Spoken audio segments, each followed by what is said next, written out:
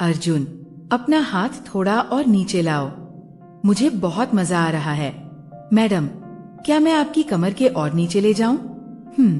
जरूर। उस दिन मुझे मसाज लेते वक्त काफी सुकून मिल रहा था, लेकिन फिर कुछ ऐसा हुआ। रात का समय था। हवेली के चारों ओर सन्नाटा पसरा हुआ था। खिड़की से हल्की हल्की बारिश की बूंदें कांच पर टकरा रही थी। कमरे में एक मध्यम रोशनी जल रही थी। निधि मल्होत्रा, 35 साल की, घने लंबे बाल, कसी हुई कमर और नशीली आंखें। उसका पति करण हमेशा के लिए बिजनेस ट्रिप पर जा चुका था। निधि अब तन्हा थी। उसका दिल बेचैन था। शरीर में एक अजीब सी गर्माहट थी। उसने बेड पर लेटे लेटे अपना गाउन और ढीला कर लिया, आंखें बंद कर ली। तभी अचानक दरवाजे पर दस्तक हुई। आओ, उसने धीमी आवाज में कहा। दरवाजा खुला। अंदर दाखिल हुआ अर्जुन शर्मा, 28 साल का, कसी हुई बॉडी, चौड़ी छाती, भूरी आंखें और गहरी आवाज। वो निधि का मसाज थेरेपिस्ट था।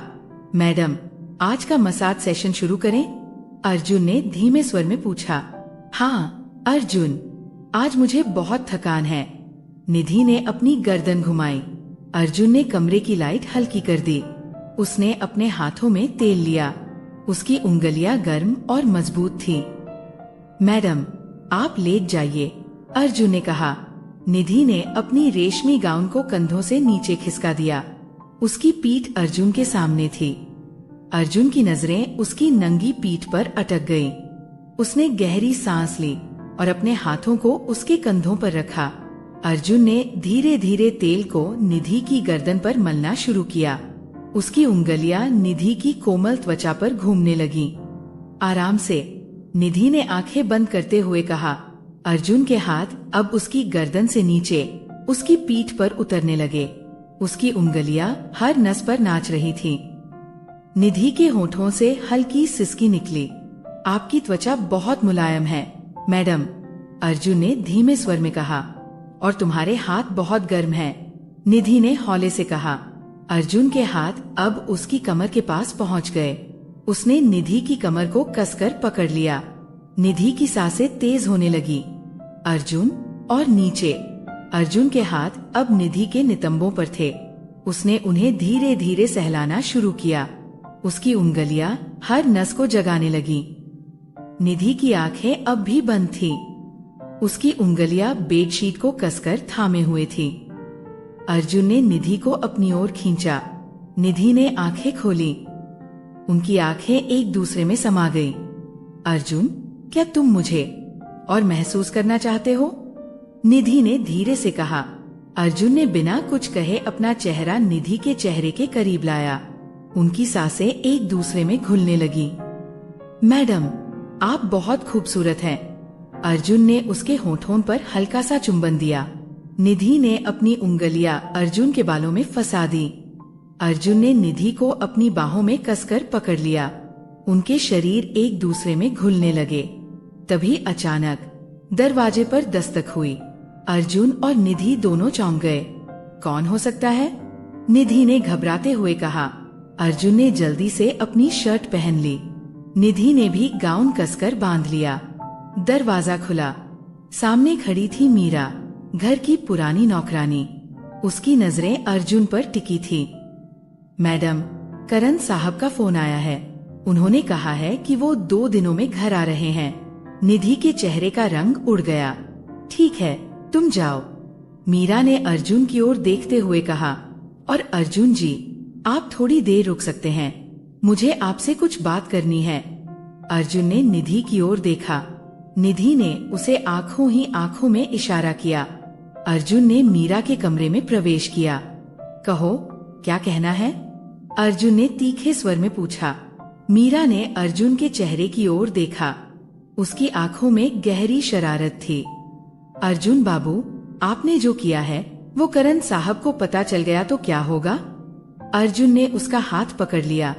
क्या चाहिए तुम्हें? मीरा ने अपनी उंगलियां अर्जुन की छाती पर फिराते हुए कहा। मैं तुम्हारे राज को दबा सकती हूँ, लेकिन उसके लिए तुम्हें मुझे भी वो देना होगा जो तुम निधि मैडम को दे रहे हो। अर्जुन का चेहरा सख्त हो गया। मीरा उसके और करीब आ गई। अर्जुन ने मीरा को धक्का देकर दूर किया। मैं तुम्हारे साथ कुछ नहीं करूंगा। मीरा ने हंसते हुए कहा, अच्छा तो देख लेना, कल सुबह तक करण साहब को सब कुछ पता चल जाएगा। अर्जुन ने घबराते हुए निधि के कमरे की ओर देखा। निधि बिस्तर पर बैठी थी। उसकी आंखों में आंसू थे। अर्जुन, अब क्या करेंगे? अर्जुन ने उसे कसकर पकड़ते हुए कहा, तुम फिक्र मत करो, मैं सब संभाल लूंगा। कैसे? मीरा को रोकने के लिए मुझे उसे वो सब देना होगा जो वो चाहती है। अर्जुन ने मीरा के कमरे में कदम रखा। मीरा बिस्तर पर बैठी थी। उसने अपनी साड़ी के पल्लू को गिरा दिया तो आ ही गए अर्जुन बाबू। अर्जुन ने अपने कपड़े उतारने शुरू कर दिए। मीरा ने उसे अपनी ओर खींचा। उनके शरीर एक दूसरे में समा गए। अर्जुन के होंठ मीरा के हर हिस्से को चूम रहे थे, लेकिन उसकी आंखों में सिर्फ एक ही चेहरा था, निधि। रात का समय, करण अचानक घर आ जाता है। मीरा करण के पास जाती है। करण साहब, मुझे आपसे कुछ कहना है। करण की आंखों में गुस्सा था। क्या बात है? आपके घर में कोई आपका विश्वास तोड़ रहा है। करण के चेहरे पर शिकन आ गई। क्या मतलब? मीरा ने धीरे से कहा, आपकी पत्नी और अर्जुन दोनों के बीच कुछ चल रहा है। करण का चेहरा तमतमा गया। उसने अर्जुन को आवाज लगाई। अर्जुन कमरे में दाखिल हुआ। तो ये सब सच है? करण ने चीखते हुए कहा। करण की आंखें गुस्से से लाल हो रही थी। उसने अर्जुन के कॉलर को कसकर पकड़ लिया। तूने मेरी गैर मौजूदगी में मेरी बीवी को छुआ? अर्जुन ने खुद को छुड़ाते हुए कहा, करण साहब, आप गलत समझ रहे हैं, ऐसा कुछ नहीं हुआ। मीरा ने करण के कंधे पर हाथ रखते हुए कहा, मैंने अपनी आंखों से देखा है, ये दोनों बेडरूम में साथ थे। निधि के चेहरे का रंग उड़ गया। उसने अर्जुन की ओर देखा। अर्जुन की आंखें झुकी हुई थीं। करण, ये झूठ है। मीरा झूठ बोल रही है। अर्जुन ने मेरे साथ कुछ नहीं किया। निधि ने अपनी आवाज को मजबूत बनाते हुए कहा, बस, मुझे और कुछ नहीं सुनना। अर्जुन, तुम अभी के अभी इस घर से बाहर निकल जाओ। करण ने अर्जुन को धक्का देते हुए कहा। अर्जुन ने निधि की ओर देखा। उसकी आंखों में बेबसी और गुस्सा दोनों थे, लेकिन वह चुपचाप अपना सामान समेटने लगा। अर्जुन के जाने के बाद करण अपने कमरे में चला गया। मीरा ने धीरे से निधि के पास जाकर कहा, मैडम, अब आपकी रातें और भी तन्हा होंगी। निधि ने गुस्से से उसकी ओर देखा। तूने ये सब क्यों किया? अर्जुन ने तुझे क्या बिगाड़ा था? मीरा हंसते हुए बोली, बिगाड़ा कुछ नहीं, लेकिन जो मैं चाहती थी वो उसने मुझे दिया नहीं, और जब मुझे नहीं मिला तो तुम्हें भी नहीं मिलेगा। निधि के होंठ कांपने लगे। उसकी आंखों में आंसू भर आए। 2 दिन बाद अर्जुन ने निधि को कॉल किया। मैडम, मैं आपको देखना चाहता हूँ, आपसे बात करनी है। नहीं अर्जुन, अब करण घर पर है, अगर उसने देख लिया तो सब कुछ खत्म हो जाएगा। निधि, तुम मुझसे प्यार करती हो? अर्जुन ने सीधी बात पूछी। निधि की सांसें थम गईं। उसकी उंगलियां कांपने लगी। हाँ, करती हूँ, लेकिन अब कुछ नहीं हो सकता। करण को सब कुछ पता चल चुका है, लेकिन तुम्हें मीरा का सच भी जानना होगा। वो सिर्फ तुम्हें बर्बाद करना चाहती है, और करण के साथ भी उसका कोई गहरा रिश्ता है। क्या मतलब? निधि ने चौंकते हुए पूछा। मैंने दोनों को कई बार फोन पर बात करते हुए सुना है। मीरा करण के पुराने घर में भी जाती रही है। मुझे शक है दोनों के बीच कुछ चल रहा है। निधि के होश उड़ गए। रात को निधि ने करण के फोन की जांच की। उसने देखा कि मीरा के नाम से कई कॉल्स और मैसेज थे। मुझे तुमसे मिलना है, कल रात तुम्हारे पुराने घर में। मीरा, निधि का खून खौल उठा। उसने अर्जुन को तुरंत कॉल किया। अर्जुन, मुझे तुम्हारी बात पर यकीन हो गया। करण और मीरा के बीच कुछ न कुछ जरूर है, तो फिर तुम मेरे पास आ जाओ। हम दोनों मिलकर सच का पर्दाफाश करेंगे, अर्जुन ने कहा। अगली रात अर्जुन और निधि ने करण का पीछा किया। करण अपने पुराने घर में गया। निधि और अर्जुन छिपकर खिड़की से देख रहे थे।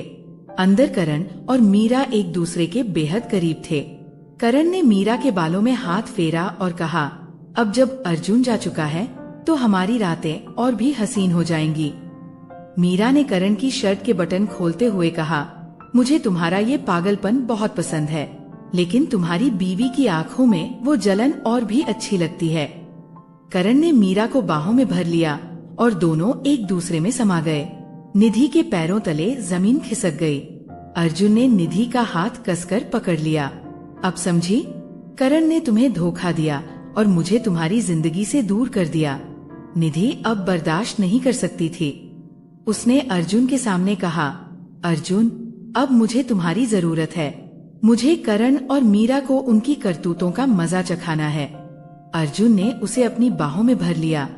मैं तुम्हारे साथ हूँ, निधि। दोनों ने एक दूसरे के होठों को कसकर चूम लिया। अर्जुन की उंगलियां निधि के बालों में फंस गईं। उनकी सांसें एक दूसरे में समा गईं। अगली सुबह निधि और अर्जुन ने योजना बनाई। अर्जुन ने करण को कॉल किया, करण साहब, मुझे आपसे माफी मांगनी है। जो भी हुआ उसके लिए मैं जिम्मेदार हूँ। कृपया मुझे मिलने का एक मौका दें। करण ने गुस्से में कहा, तो अब इस शहर में नजर आया तो तेरा हश्र बुरा होगा। आपकी मर्जी, लेकिन क्या आपको पता है कि मीरा आपके पैसों का गबन कर रही है? उसके पास आपकी प्रॉपर्टी के पेपर भी हैं। करण चौंक गया। क्या? मैं आपके पुराने घर में हूँ। सबूत के साथ आपका इंतजार कर रहा हूँ। करण और मीरा दोनों पुराने घर में पहुँचे। अर्जुन और निधि पहले से वहाँ छिपे हुए थे।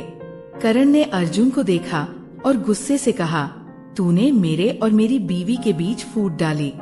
अर्जुन हंसते हुए बोला, नहीं करण, तेरे और तेरी रखेल के बीच की फूट मैं डालने आया हूँ। निधि बाहर आई। करण, मैं जान चुकी हूँ कि तुम और मीरा पिछले 3 साल से मुझे धोखा दे रहे हो। करण और मीरा चौंक गए। मीरा ने करण का हाथ पकड़ते हुए कहा, मैंने ये सब तुम्हारे लिए किया था।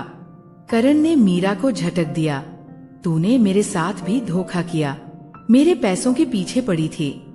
अर्जुन ने सारे सबूत करण के सामने रख दिए। मीरा के नाम से ट्रांसफर हुए पैसों के कागजात। करण ने गुस्से में मीरा को धक्का दिया, तू मेरे घर से निकल जा। करण ने अर्जुन से माफी मांगी। मुझे माफ कर दो अर्जुन, मैंने तुम्हें गलत समझा। अर्जुन ने निधि का हाथ थाम लिया। अब मैं और निधि साथ रहेंगे। और हाँ करण, ये वो प्यार है जो तेरी कमी ने पैदा किया। करण ने सिर झुका लिया। अर्जुन और निधि ने घर छोड़ दिया। दोनों ने एक नई जिंदगी की शुरुआत की।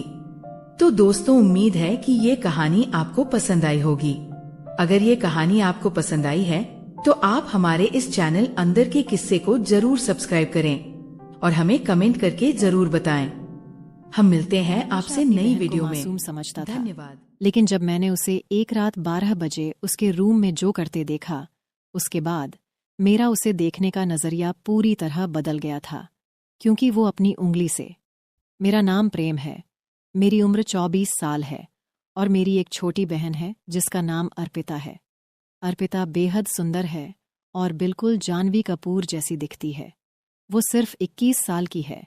ये कहानी उस पल की है जब मुझे पता चला कि मेरी वो मासूम बहन अब बड़ी हो गई है। ये बात है 1 साल पहले की, जब मैंने उसके फ़ोन में कुछ ऐसा देखा जिसने मुझे अंदर तक हिला दिया।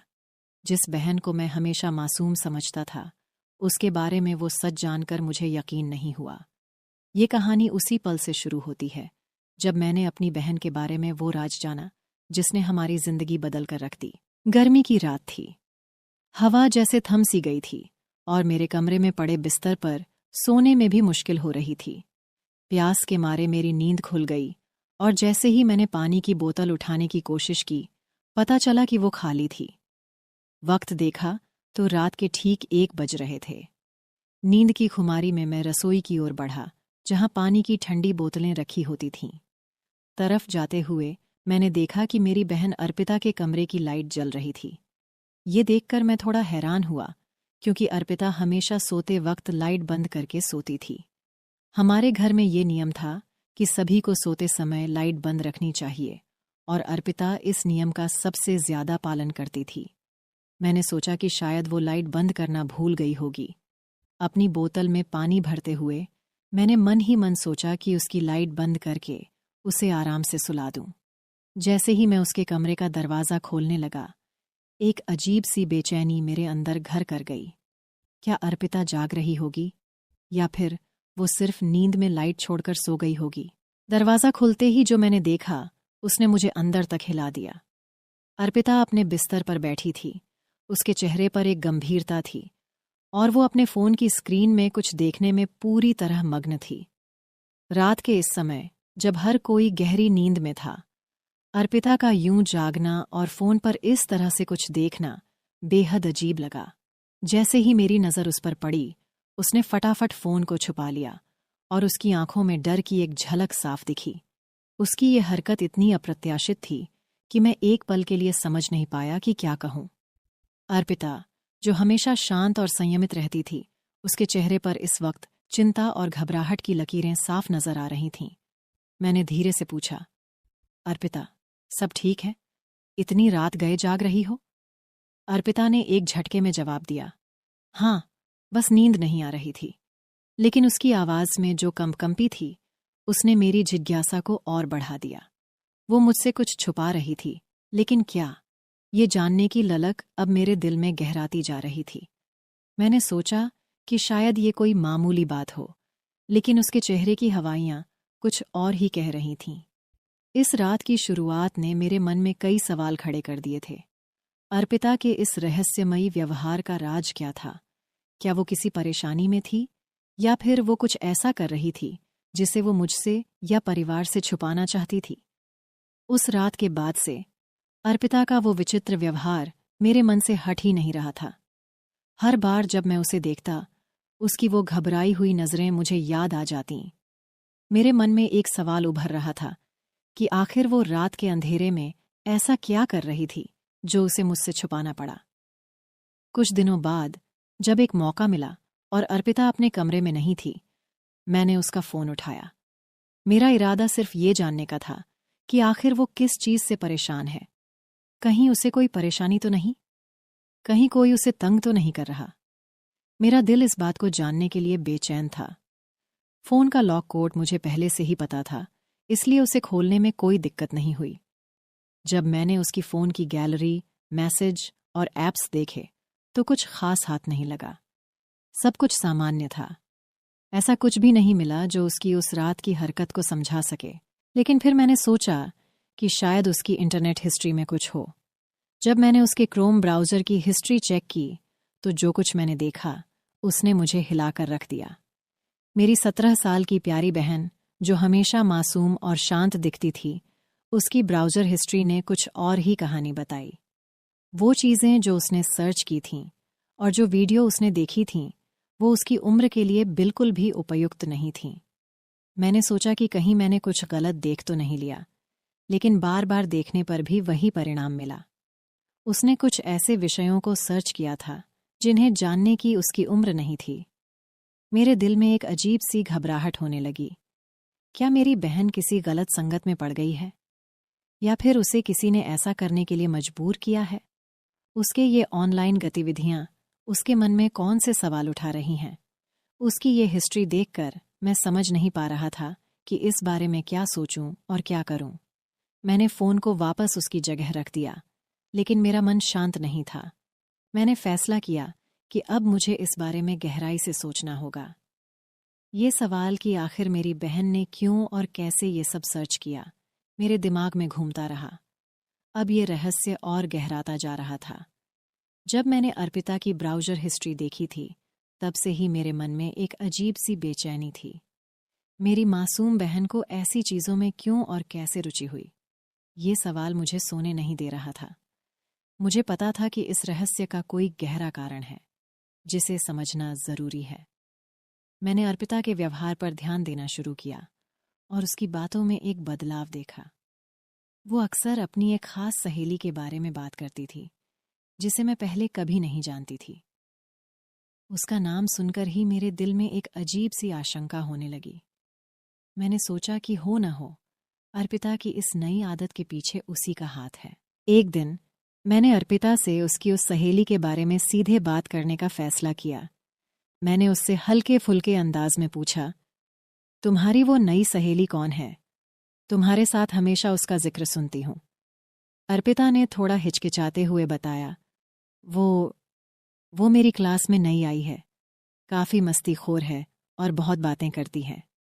मुझे उसकी बातों से ज़्यादा कुछ नहीं पता चला, लेकिन मेरी छठी इंद्री ने कहा कि ये वही लड़की है जिसने अर्पिता को गलत रास्ते पर धकेला है। कुछ दिनों बाद मैंने अर्पिता के फ़ोन की हिस्ट्री को फिर से खंगालने की सोची, इस बार और गहराई से। मैंने कुछ और भी चौंकाने वाले सबूत पाए। अर्पिता की सहेली ने उसे कुछ ऐसे वीडियो दिखाए थे जो उसकी उम्र और समझ से परे थे। ये वो वीडियो थे जो किसी भी नासमझ किशोरी के लिए सही नहीं थे। इसके अलावा मैंने ये भी देखा कि वो सहेली अर्पिता को सिर्फ वीडियो दिखाने तक ही सीमित नहीं थी। वो एक बहुत ही बिगड़ी हुई लड़की थी, जिसे सही गलत की कोई परवाह नहीं थी।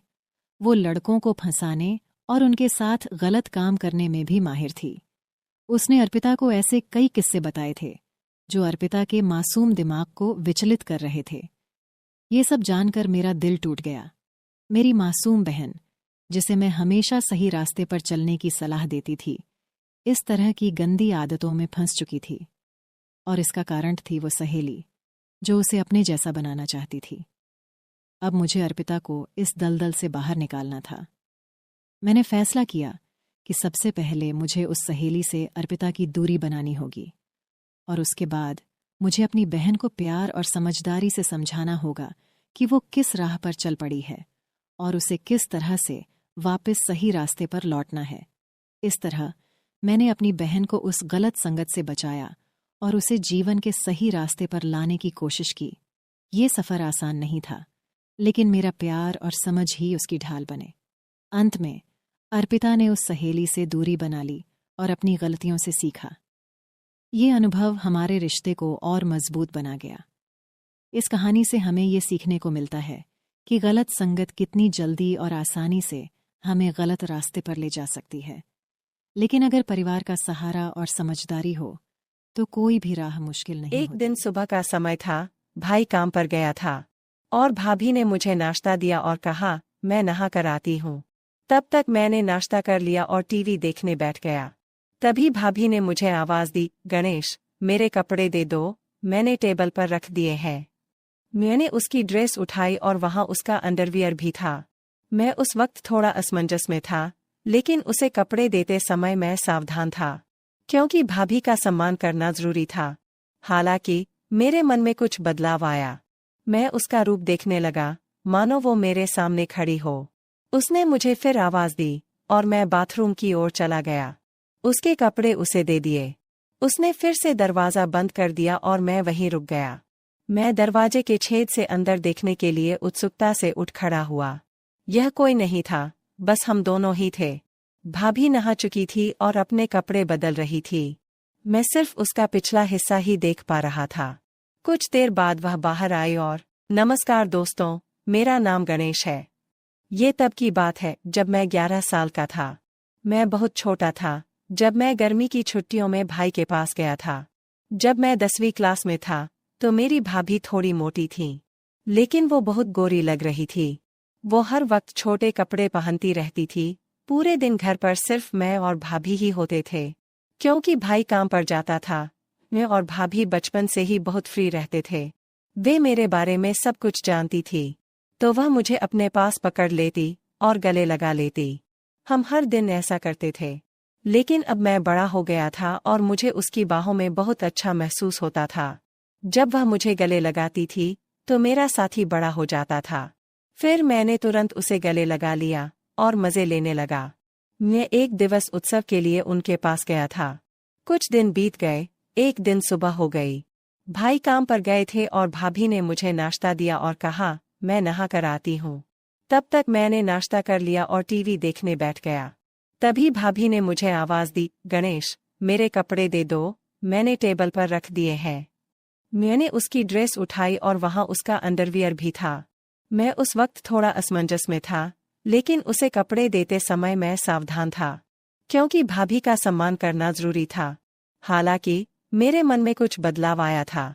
मैं उसका रूप देखने लगा, मानो वो मेरे सामने खड़ी हो। उसने मुझे वापस बुलाया और मैं बाथरूम की ओर चला गया। उसके कपड़े उसे दे दिए। उसने फिर दरवाज़ा बंद कर दिया और मैं वहीं रुक गया। मैं दरवाजे की दरार से अंदर देखने के लिए उत्सुकता से उठ खड़ा हुआ। वह कोई नहीं था, बस हम दोनों ही थे। भाभी नहा रही थी और अपने कपड़े बदल रही थी। मैं सिर्फ उसका पिछला हिस्सा ही देख पा रहा था। कुछ क्षण बाद वह बाहर आई और मुझसे बोली, गणेश, तुम भी नहा लो। मैं तुरंत वहां से निकला और नहाने लगा। अंदर भाभी का अंडरवियर लटका हुआ था। मैंने उसे हाथ में ले लिया और उसकी महक में खो गया। नहाने के बाद कमर पर तौलिया लपेटकर बाहर आया और बोला, भाभी, मेरे कपड़े दे दो। भाभी ने मुझे कपड़े दिए और मैं जल्दी से कपड़े पहनकर तैयार होकर रसोई में चला गया। भाई काम पर जा रहे थे। भाभी रसोई में दोपहर का खाना बना रही थी। जब मैं वहां पहुंचा तो उसने मुझे गले लगा लिया। उस वक्त मैं उसके करीब रहकर खुश था। मेरे मन में कहीं न कहीं ऐसा होने लगा।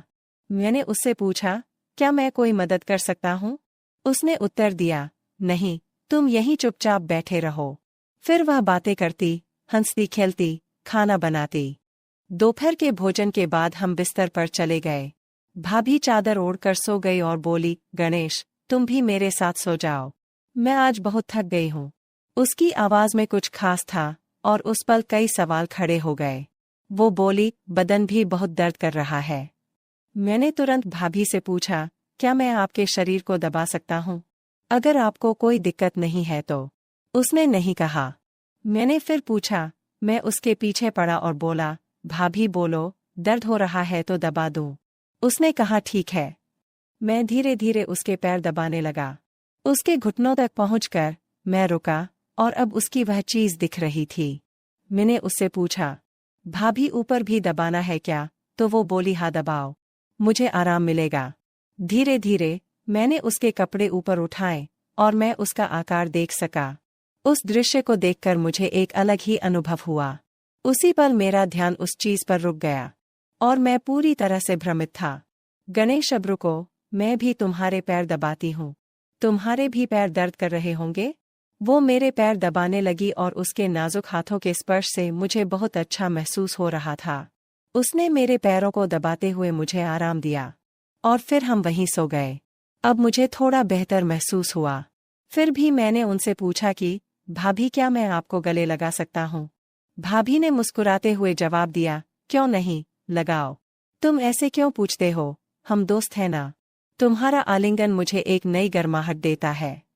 वह बहुत होशियार थी और सब कुछ जानती थी। मैं छोटा था। गले मिलने के बाद हम दोपहर को सो गए। दोपहर को हम अच्छी नींद सोए और शाम को जाग गए। सब बातों का ध्यान रखा गया क्योंकि शाम को मेरे भैया आ रहे थे। भैया काम से आए और हमने खाना खाया। भाभी ने कुछ खास पकवान बनाए थे जिससे सबके चेहरे खिले हुए थे।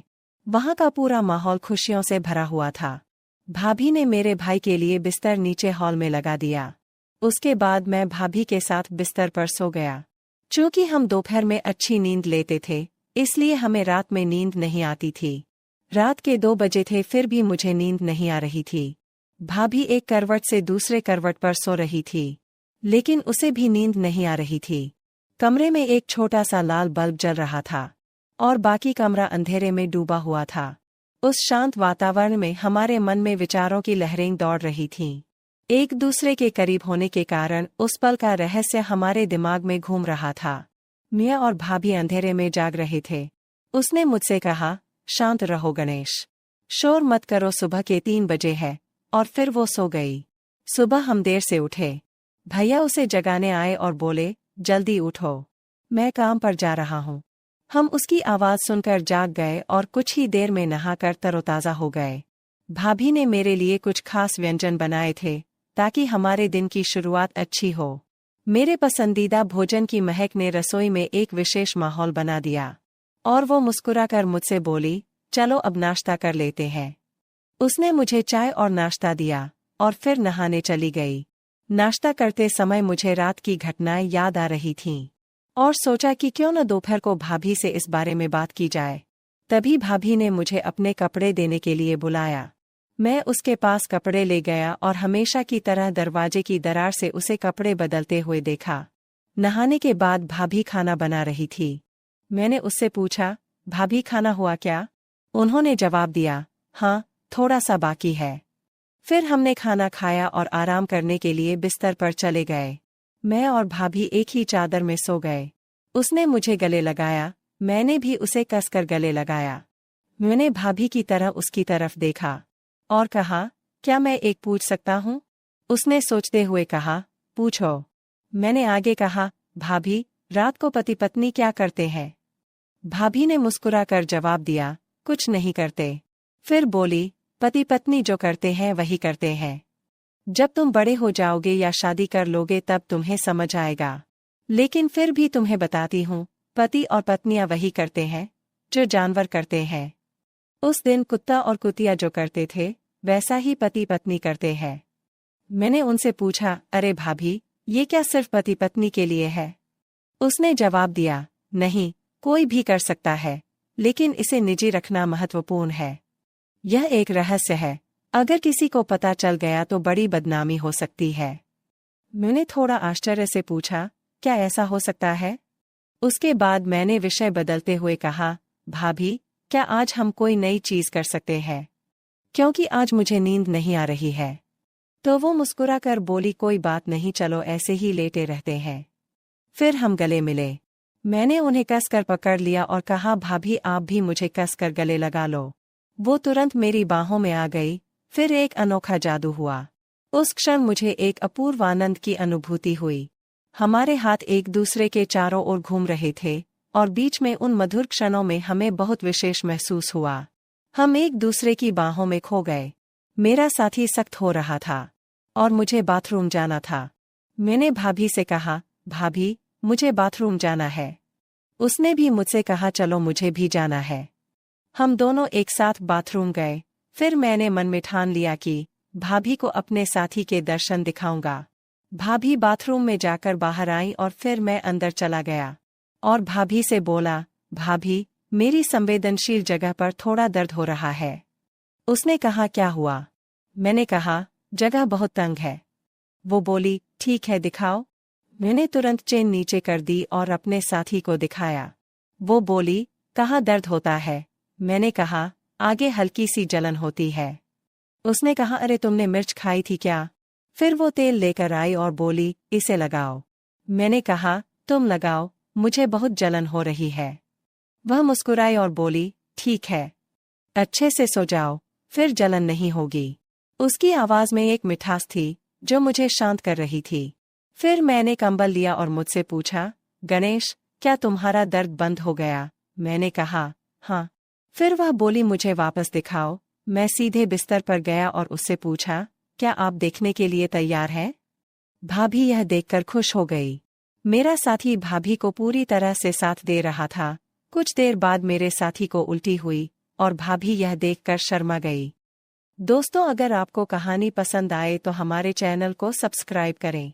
और आपको कहानी कैसी लगी मुझे कमेंट में अवश्य बताएं। जब नौकर मालिश कर रहा था तो वो मेरे उस चीज के पास आकर रुक गया। मैंने कहा, तुम रुक क्यों गए? काम जारी रखें। वो अपने हाथों से मेरी मालिश करने लगा। मैंने उसे थोड़ा प्रोत्साहित किया, ये गलत नहीं है, आप अच्छी मालिश कर रहे हैं।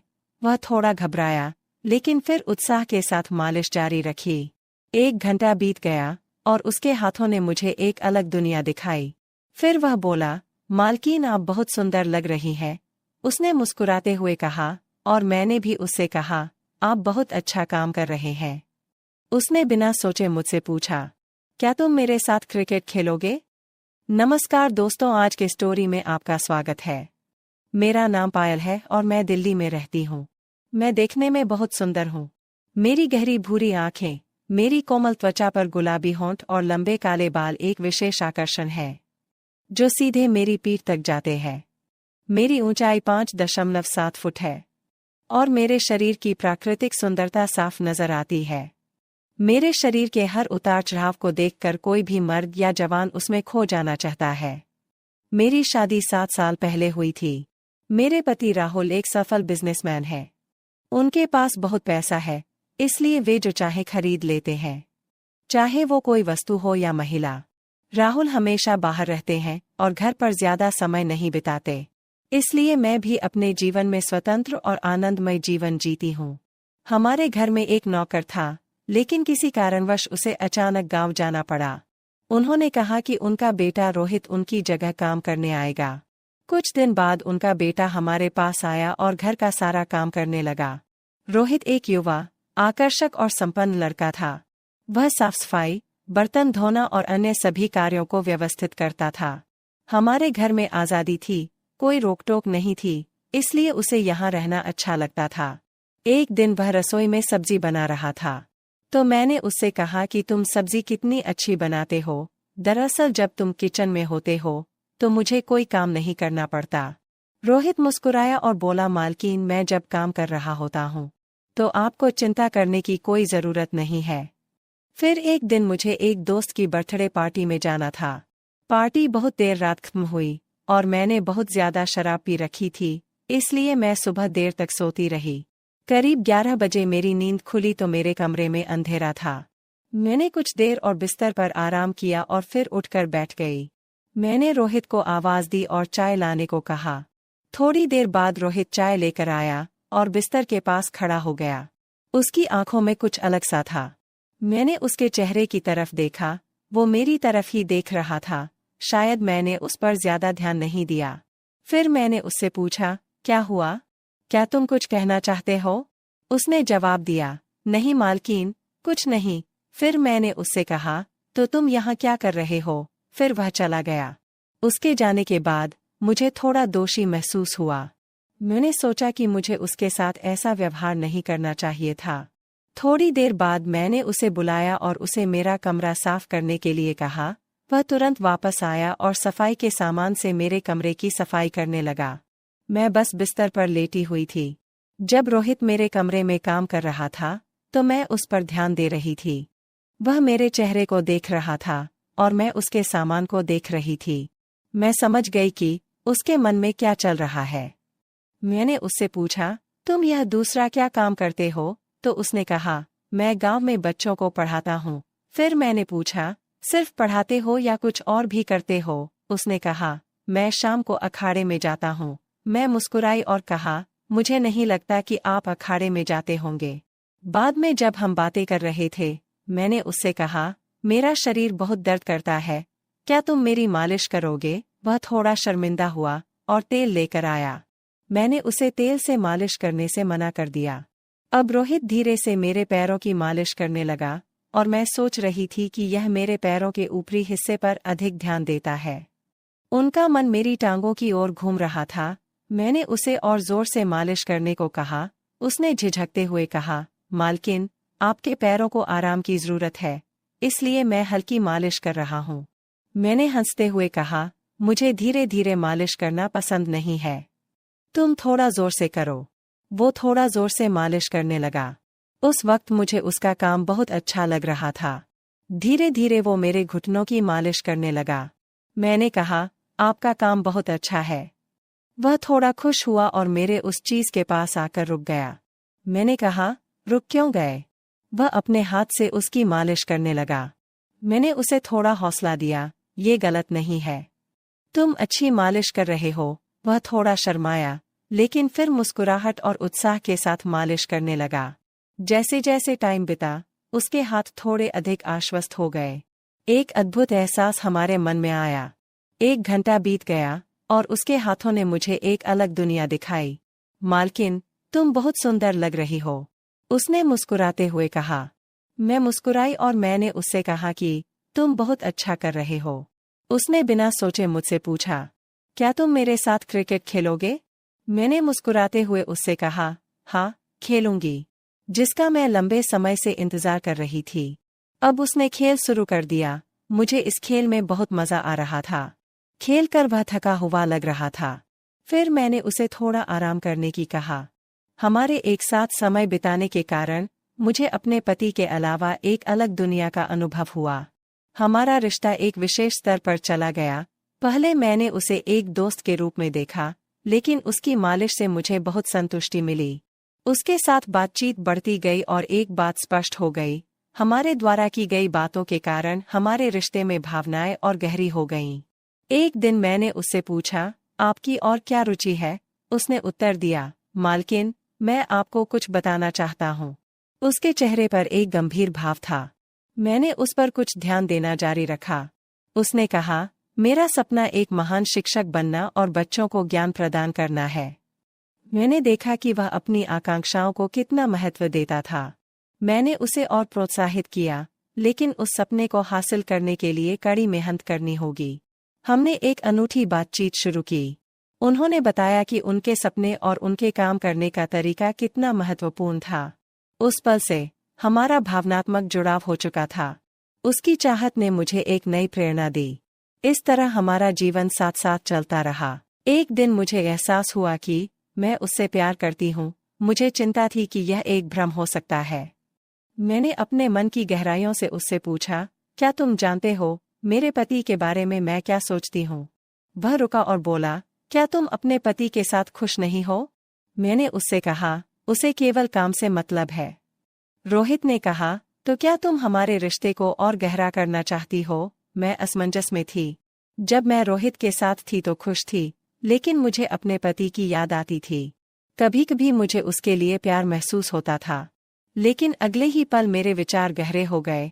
फिर एक दिन रोहित ने मुझे अपने मन की बात बताई।